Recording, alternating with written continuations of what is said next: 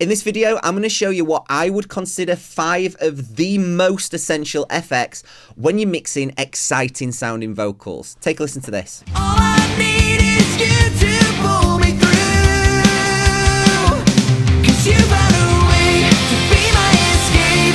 Give me one night to change your mind. You say you don't know, I say don't ask why. I can't let you leave this behind, 'cause I've been locked inside while you hold the key, and I've been trying to get out, but this might be the death of me, but I'm breaking out. Let's dive in, take a look at the session. Okay, so as you can see here, all of these pink tracks are the vocals. We've got the lead vocal, we've got a couple of doubles, we've got all the harmonies, we've got a vocal that's got like a radio effect on it over here. And then we've also got some BVs down at the bottom. Now, the first effects that I'm going to show you is something that all of the vocals are going through, and it is a really simple slap delay. For this, I'm using the repeater plugin, which is part of the Slate All Access Pass, and I'm using this preset called the CLA tape slap. This is just a really classic sounding tape slap. I've got it set to 166 milliseconds, which is what traditional tape slap would be, and I've got the spread set to 0, so this is just a mono tape slap straight up the middle. What I do have after this plugin though is a tape machine plugin. I want this to sound like tape, so that's the reason that I've got this after it. We're using a 2-inch 16-track machine. We're on 15 IPS, which I feel gives you more of that sort of grainy tape sound, which is what I'm going for. And this tape type, the FG456. Let's take a listen to what that sounds like, just with the lead vocal going through it. I see it in your eyes, they say come get me. Every second that I'm wasting, I just can't explain it. Girl, just give me one more minute and I'll give my words to you. So it's fairly subtle, but you can hear it just gives the vocal some depth, some 3D-ness to it. Now, the next thing that we're going into is an 1/8 note delay. Again, for this, I'm using repeater, and I've got this set to just a digital delay on an 1/8 note. However, what I am doing this time is using this spread function. And again, this is something I really, really love about the repeater plugin. Using the spread, it puts this very slight delay between the left and the right channels. What I would normally have to do with other delay plugins is figure out what an 1/8 note is in milliseconds according to the BPM. For this track, it's 147. Then once I got that value, I would put +5 seconds on the right and -5 seconds on the left to give it that spread. But repeater just does that for you automatically. Just set it to an 1/8 note, it syncs to the project, and then you can put that bit of spread on it. Let's take a listen to what that is doing to the vocal. In your eyes, they say come get me. Every second that I'm wasting, I just can't explain it. Girl, just give me one more minute and I'll give my words to you. Skip it to the chorus, it's a bit more pronounced in the chorus. You pull me through, 'cause you found a way to be my escape. Give me one night to change your mind. You say you don't know, I say don't ask why. I can't let you leave this behind. So again, that's doing a similar thing to the slap, but it's now spread out wide. So together, they're giving us a really nice kind of spread with the vocal. Now, effects number 3 is one of my personal favorites. It's another delay, and this is what I call the throw delay. Again, I'm using repeater. We've just got a digital delay setting, and this is set to a full note. Now, this obviously isn't on all of the time with such a huge delay on it. What I'm going to do with this is throw the fader up at key moments. So if there's a gap that I want to fill, or we just want the vocal to just repeat or delay, then we put this fader up and then bring it back down again. So there's one coming up just here around bar 81. So take a listen. You leave this behind, 'cause I've been locked inside while you hold the key, and I've been trying to get out, but this might be the death of me, but I'm breaking out. To get a better idea, let's listen to what that sounds like in the context of the mix. I can't let you leave this behind, 'cause I've been locked inside while you hold the key, and I've been trying to get out, but this might be the death of me, but I'm breaking out. So for me, that is really useful just to add some excitement at key moments of the song. Now, the next effects that we're going to talk about, number 4, is a reverb. We're almost always going to have some sort of reverb on our vocals. And this is the one that I use in 9 mixes out of 10. And all of the vocal tracks are going through it. And it's a 480 Lexicon plate. For nearly all of my reverbs, I'm using the Verb Suite Classics. Again, this is part of the Slate All Access Pass. The reason I love this is because, like the delay, it's just got tons of great sounding different reverbs on it. There's rooms, there's plates, there's halls, there's non-linear reverbs, everything that you could ever want. Now for this, I've got the decay set to 2 seconds, so it's quite long. But here's the most important thing, and it's the pre-delay. So many mixers can end up getting ruined by reverbs that just cloud and muddy the mix. Something that I hear in a lot of home recordings and demos. And the trick is to get in the pre-delay right. What this does is it delays the onset of the reverb when the vocal hits it. And as you can see, I've got mine set really high to about 153 milliseconds. And typically I go anywhere between around 130, 140, all the way up to 300 milliseconds sometimes.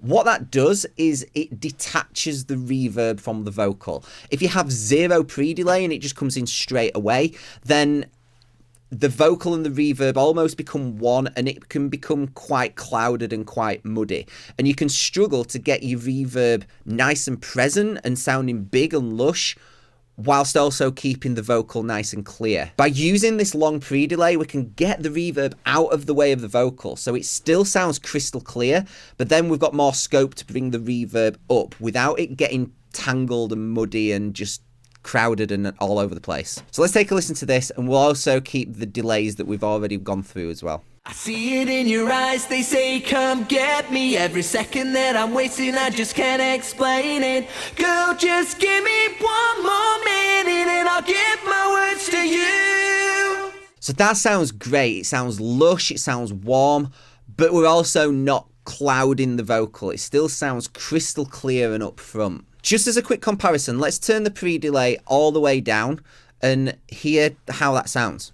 It in your eyes, they say come get me. Every second that I'm wasting, I just can't explain it. Girl, just give me one more minute. Now put the pre-delay back to where it was, around 150. See it in your eyes, they say come get me. Every second that I'm wasting, I just can't explain it. So it's fairly subtle, but when you've got lots of vocals going to one particular reverb, just putting the pre-delay quite high and detaching those two signals really helps just clear it up a little bit. Now the next thing that many of my vocals are going through is almost like my secret weapon, and I love these units. They're in the rack at the side of me, and they're a pair of vintage Dolby A360s with the Cat 22 mod. Now if you're unfamiliar with these, they were used quite heavily in the sort of 70s, 80s, and they were originally designed to reduce tape hiss. The idea being that when you record, you have this huge treble boost from the Dolbys, which is where all of the hiss is in tape, but then on playback, it reduces that treble boost so that you get all the benefits of being able to boost the top end if you want, but without amplifying the hiss from the tape machine. However, many producers and engineers very quickly discovered that that treble boost that you record with actually sounded incredible, particularly on vocals if you blend it in on a parallel track. And that's where the Cat 22 mod comes in. That disables the other frequency bands and you're only getting those high frequency boosts. Now I have my pair of Dolbys on all of the harmonies, all of the backing vocals, and also the main double. I'm not using it for the lead vocals. Sometimes I will, but for this I didn't feel like it needed it. So it's just the double vocal and then all the harmonies, backing vocals. Let's take a listen to what this sounds like. 'Cause you found a way to be my escape. Give me one night to change your mind. Now, on its own, you might be thinking that sounds super thin, super harsh, and pretty nasty. But the idea is that signal that you've just heard is on a parallel track that is going to be blended in just underneath it. Let me turn the Dolbys off and you can hear the difference in that sound. 'Cause you found a way to be my escape. Give me one night to change your mind. And back on. You say you don't know, I say don't ask why. I can't let you leave this behind. That is not subtle, but how much more exciting and how much more energy do those vocals have? So we have the dry signal just on the normal tracks in the session, but then we're sending part of that signal to this Dolby bus. So this is what it sounds like when it's blended together. Take a listen. You found a way to be my escape. Give me one night to change your mind. And without the Dolbys, we'll just mute this parallel track. A way to be my escape. Give me one night to change your mind. Back on. You say you don't know, I say don't ask why. I can't let you leave this behind. That just sounds so much more exciting, and those units are doing far more than what you could just get with some EQ boost. Yeah, you might be able to get somewhere close, but they're adding so much saturation and harmonics. They're acting more like an exciter rather than an EQ boost. They just sound really, really good. There are a couple of plugins of this available.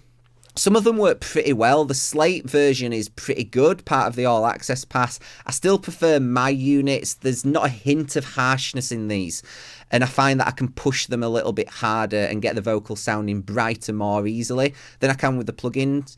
But the plugins are still very, very good. Now, one bonus thing that I'm going to mention as a thank you for sticking around to this point in the video is to do with the delays. Those 3 delays that I'm using, the slap, the 8th note, and the throw, they're also routed through the reverb, the 480 plate.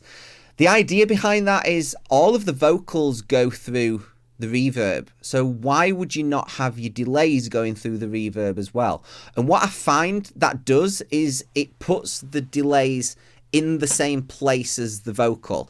If you've got the vocal that sounds really lush, it's nice and thick with the delays happening, the reverbs happening, but then you've got the delays which are just dry. I sometimes find that that can sound quite odd, and putting the delays in the same space as the vocal by adding the same reverb to it can just really, really help make it even more 3D and just add more depth to it. So as you can see, the slap delay is going to the 480 plate, the 8th delay, also the 480, and that throw delay as well.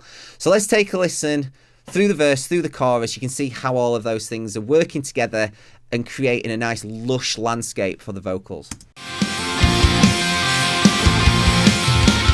see it in your eyes, they say come get me. Every second that I'm wasting, I just can't explain it.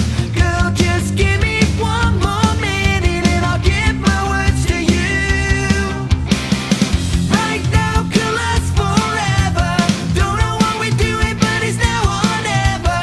All I need is you to pull me through. 'Cause you found a way to be my escape. Give me one night to change your mind. You say you don't know, I say don't ask why. I can't let you leave this behind. 'Cause I've been locked inside while you hold the key, and I've been trying to get out. But this might be the death of me, but I'm breaking out.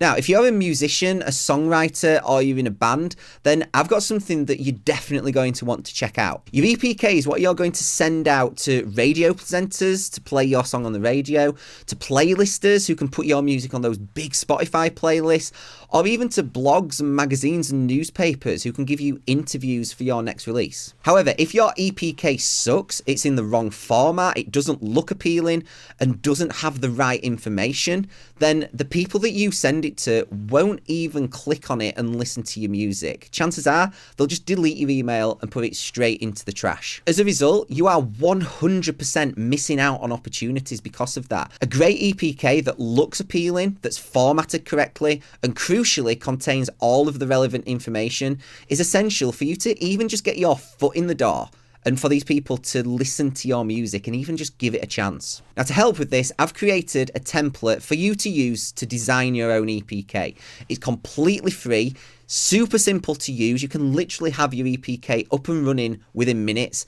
And crucially, it will contain all of the relevant information that you need. So start using this template today and you will absolutely get access to more opportunities that's going to get your music heard. The link's in the description below. It's completely free. Go sign up. I'll send it straight to you.